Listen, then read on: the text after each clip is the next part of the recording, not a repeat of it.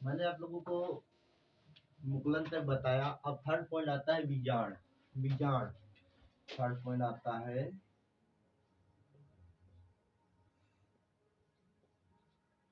बीजाण।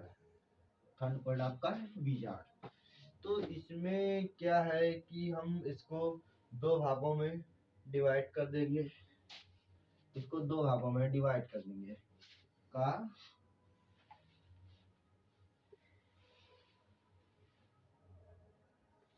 तो दो भागों में डिवाइड कर देंगे। तो इसमें फर्स्ट पॉइंट आ जाएगा कसाव। ये भी कसाव है।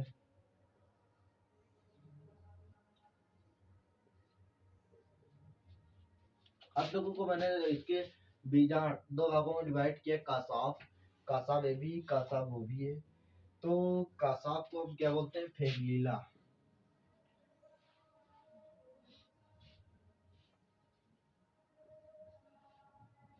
इंग्लिश में इसे फेगलीला बोलते हैं। इंग्लिश में इसे फेगलीला बोलते हैं। तो आप लोगों को मैंने इतना बताया। बीजाण इसको दो भागों में डिवाइड कर देंगे। कासाव, कासाव ये भी हो जाएगा। तो इसमें हमें क्या डिफाइन करना है? बीजाण। बीजाण से यह चल बीजाण। तो कासाव लेफ्ट टाइम में, लेफ्ट साइड में देखिए, यह चल बीजाण, चल बीजाण, यह चल यह चल बीजाण गत कर सकते हैं। यह चल बीजाण, इन्हें चल बीजाण कहते हैं। ये वाला आपका चल बीजाण है। यह गत कर सकता है। यह गत कर सकता है। यह यह चल बीजाण यह गत कर सकता है। यह गत कर सकता है। यह गत कर सकता है। यह अचल बीजाण है जो गत नहीं कर सकता है। यह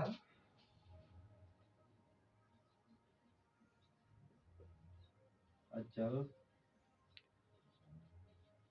बीजाण है जो गति नहीं कर सकता है। अब लोगों मैंने इतना डिफाइन किया कि बीजाण, बीजाण इसको भी फर्स्ट पॉइंट जो इसका होता है कासाव, ये भी कासाव होता है। इसे इंग्लिश में फ्लेगलीला बोलते हैं। फ्लेगलीला यह चल बीजाण होता है। ये जो बीजाण होता है चल बीजाण होता है। यह गत कर सकता है। यह गत कर सकता है। यह जो अचल बीजाण है, यह जो अचल बीजाण है जो गत नहीं कर सकता, जो गत नहीं कर सकता। आप लोगों को मैंने इतना डिफाइन किया बीजाण के बारे में। आप लोगों को अच्छी तरीके से क्लियर हो गया होगा।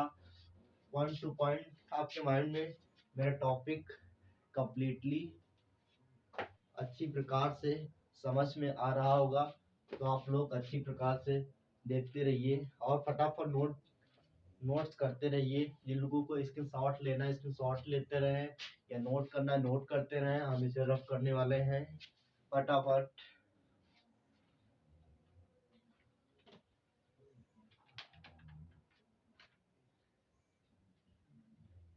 जल्दी फटाफट नोट कीजिए, जल्दी फटाफट। नोट हो गया हो तो सभी लोग बताएं हमें नोट हो गया होगा।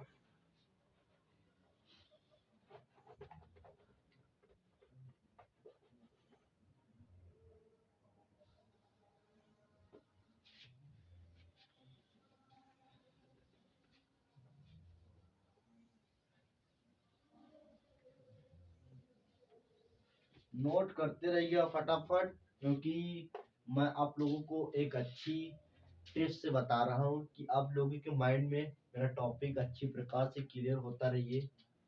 आप लोग अच्छी प्रकार से जो मैं डिफाइन करूँ या व्हाइट बोर्ड पे एक्सप्लेन करके बताऊँ या लिख के बताऊँ, तो आप लोग फटाफट नोट करते रहिएगा। क्योंकि आप लोग नोट नहीं करेंगे बाद में आपको प्रॉब्लम हो सकती है। तो फटाफट नोट करते रहिएगा। तो आपका नेक्स्ट टॉपिक है, जिस एक क्वेश्चन रहेगा बीजाण से। जिस जिस उस मतलब जिस पार्ट में कोशिका बीजाणु का निर्माण होता है उसे क्या कहते हैं?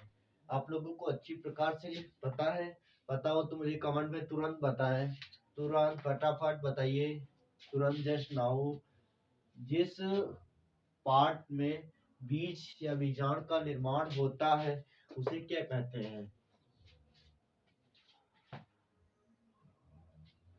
या जिस कोशिका में बीजाणु का निर्माण होता है उसे क्या कहते हैं? फटाफट क्वेश्चन लिखिए। क्वेश्चन आपका फर्स्ट बना है। Question question 1। जिस कोशिका कोशिका में बीजाणु का निर्माण होता है उसे क्या कहते हैं? ये आपके लिए नीट प्रिपरेशन में पूछने वाला क्वेश्चन है। कई एग्जाम में पूछे जाने वाले क्वेश्चन है। इसे आप लोग अच्छी तरीके से समझिएगा कि किस कोशिका में बीजाणु का निर्माण होता है उसे क्या कहते हैं। ये आपके लिए नीट के लिए भी इंटर लेवल क्लासेस या कॉम्पिटिटिव तैयारी के लिए भी क्वेश्चन वेरी मोस्ट इम्पोर्टेंट है। अच्छी प्रकार से समझते रहिएगा, अच्छी प्रकार से समझते रहिएगा। उसे आंसर में क्या लिखेंगे? आप सभी लोगों ने बताया, जितेंद्र यादव ने बताया कि बीजाण धनी। कई लोगों ने बताया कि इसमें कमेंट में गुड, वेरी गुड, नाइस। जो बच्चे मेरे बहुत होशियार और अच्छी तरीके से पढ़ने वाले हैं उन्होंने कमेंट में तुरंत हमें आंसर बताया। आंसर क्या बताया है? बीजाण धनी।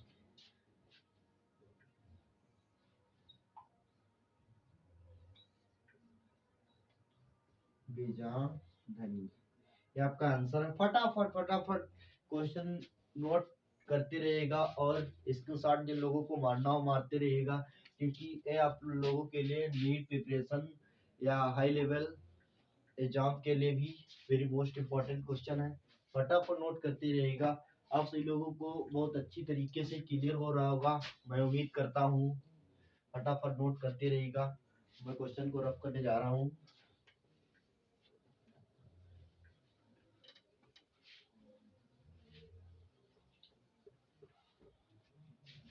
आप लोगों को मैंने इतना टॉपिक बताया, अच्छी प्रकार से कंप्लीट हुआ, अच्छी प्रकार से कंप्लीट हुआ। मैंने बताया कि जिस कोशिका में बीज का निर्माण होता है बीजाणु धनी कहलाता है। बीजाणु धनी कहलाता है। क्या कहलाता है? बीजाणु धनी कहलाता है। तो मैंने आप लोगों को इतना बताया कि अच्छी प्रकार से क्लियर हो गया होगा। तो अब हम सेकंड हेडिंग पे आते हैं। सेकंड हेडिंग क्या होता है हमारा? जनक। जनक पर अब हम आप लोगों को अच्छी प्रकार से एक्सप्लेन करेंगे। फर्स्ट ऑफ ऑल हम नोट करते हैं जनक। जनक होता क्या है? जनक आप लोगों को मैंने बताया था कि जनक वो होता है जो संतान का निर्माण करता है या अपने जैसी संतान को उत्पन्न करता है या निर्माण करता है, उसे जनक कहते हैं। उसे जनक कहते हैं, उसे हम जनक कहते हैं। तो आप लोग फर्स्ट ऑफ ऑल मैंने कल बताया था यूनिक बैच में, आप लोगों को अच्छी तरीके से क्लियर हो गया होगा। तो आज वही फिर से हम इसको एक हेडिंग मानकर आप लोगों को अच्छी प्रकार से फिर एक्सप्लेन करने जा रहा हूँ। जो हमारा टॉपिक थर्ड है, पार्ट नंबर थर्ड, आप लोगों को अच्छी तरीके से बता रहा हूँ।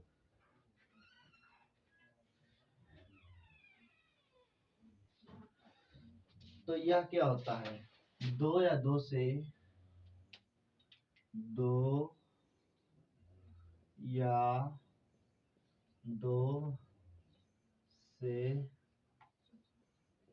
अधिक टुकड़ों में टूट दो या दो से अधिक टुकड़ों में टूट जाता है दो या दो से अधिक टुकड़ों में टूट जाता है और प्रत्येक खंड का टुकड़ा और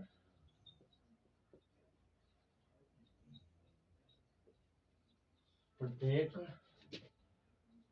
खंड का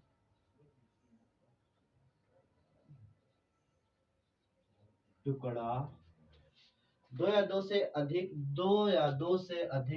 टुकड़ों में टूट जाता है और प्रत्येक खंड का टुकड़ा से नए जीव का निर्माण होता है। जना दो या दो से अधिक टुकड़ों में टूट जाता है और प्रत्येक खंड का टुकड़े से या टुकड़ा से नए जीव का निर्माण होता है से जनक कहते हैं जनक ही द्वारा संतानें उत्पन्न होती हैं। भाई एग्जाम्पल में ले लेते हैं, अमीबा आप लोगों को ही मैंने बताया था सेकंड पार्ट में, तो आप लोगों को उसी प्रकार से कोई भी संतान उत्पन्न करने से पहले कोई एक जनक होता है।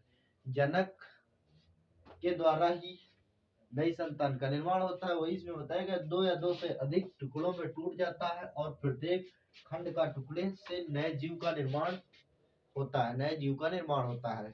मैंने आप लोगों को इतना बताया, अच्छी प्रकार से एक्सप्लेन हो गया होगा, अच्छी प्रकार से समझ में आ गया होगा। आप लोगों को अच्छी प्रकार से एक्सप्लेन हो, फटाफट नोट करते रहिए। वेरी मोस्ट इम्पोर्टेंट, बायोलॉजी के बच्चे बहुत अच्छी प्रकार से बायोलॉजी पढ़ते रहें, क्योंकि इनको आगे नीट प्रिपरेशन की तैयारी के लिए बहुत अच्छे से मैं क्लियर करा रहा हूँ कि कैसे क्या जनक है। दो या दो से अधिक टुकड़ों में टूट जाता है और प्रत्येक खंड का टुकड़ा से नए जीव का निर्माण होता है, उसे जनक कहते हैं। फटाफट नोट करते रहिए, फटाफट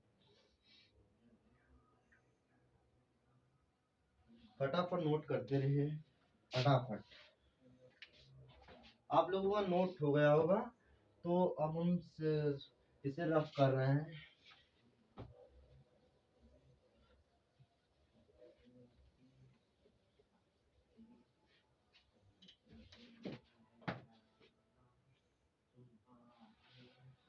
फिर सेकंड टॉपिक पे आते हैं, तो हमारा आ गया है पुनरुद्ध भवन। पुनरुद्ध भवन।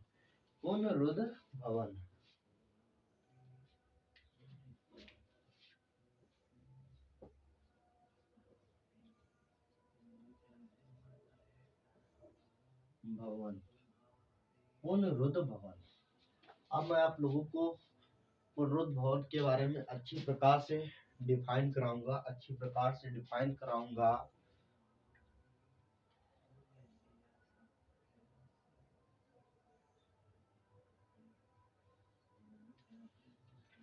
पुनरुद्ध भवन में जनक ही होता है,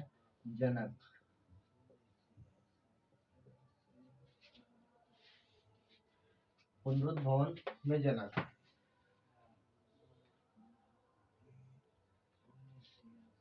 जब टुकड़ों में कोई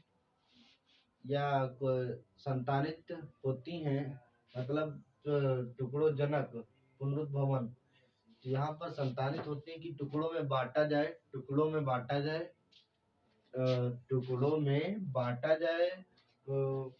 जिससे कि प्रत्येक टुकड़ा बना लेता है। टुकड़ों में बंटकर जिससे कि एक नया प्रत्येक टुकड़ा बना लेता है, जिससे कि प्रत्येक वो टुकड़ा नया बना लेता है। नया जीव पुनरुद्ध भवन ही कहलाता है। जो नया जीव बनता है टुकड़ों में बंटकर फिर नए जीव का निर्माण होता है, उसे पुनरुत्थान कहते हैं, उसे ही पुनरुत्थान कहते हैं।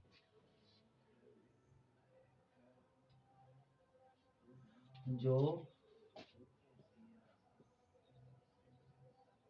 टुकड़ों में काटा जाए, टुकड़ों में काटा जाए, जो टुकड़ों में काटा जाए जिससे प्रत्येक टुकड़ा,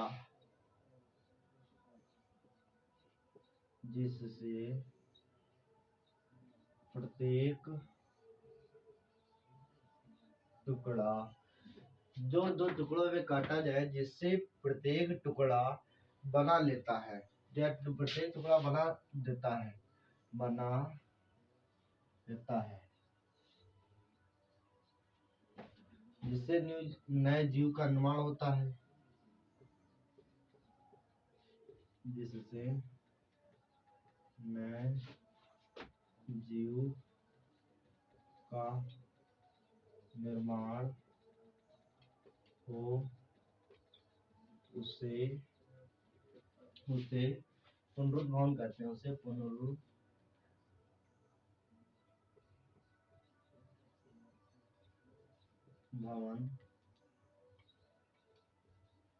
कहते हैं, उसे पुनरुत्थान कहते हैं। आज से लोगों को मैंने बताया पुनरुत्थान क्या था। जो टुकड़ों में काटा जाए जिससे प्रत्येक टुकड़ा बना लेता है, जिससे प्रत्येक टुकड़ा बन जाए या बना लेता है, जिससे नए जीव का निर्माण होता है, उसे ही पुनरुत्थान कहते हैं। फटाफट नोट करते रहिए, फटाफट फटाफट।